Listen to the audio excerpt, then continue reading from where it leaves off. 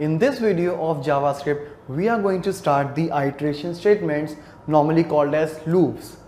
In the basic programming, it is a very obvious situation like we come across a thing where we need to execute some set of statements continuously multiple times, probably with the different values.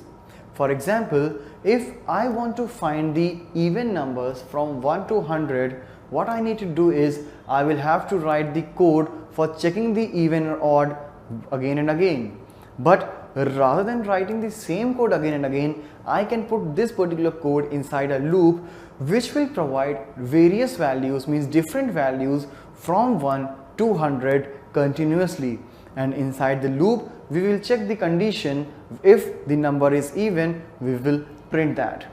So such things can be done by the iteration statements, as this is a statement which allows the execution of a particular set of block code multiple times or several times. Whenever you will write a loop, you will have to pass a condition so that until and unless that particular condition is true, the loop will keep on executing, and as soon as it is false, the loop will get terminated.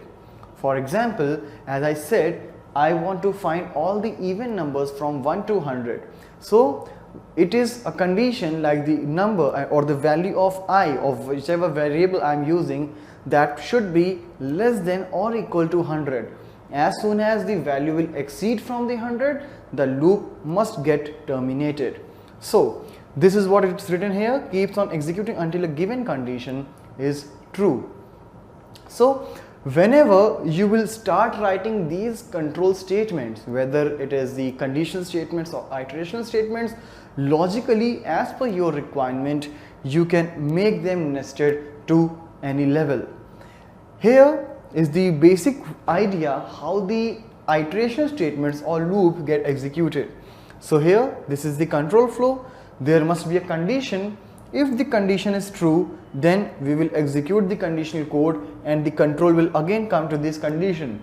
So unless and until this condition is returning true, this loop will keep on executing. As soon as the condition is false, it will get terminated. If there is any logical error, you may write an infinite loop which will not be able to come out of this iteration.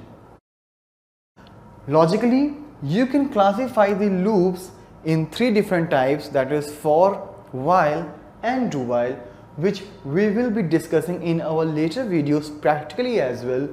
But all these loops would be having the similar thing which we discussed right now, that it will allow the set of statements to get executed iteratively multiple times.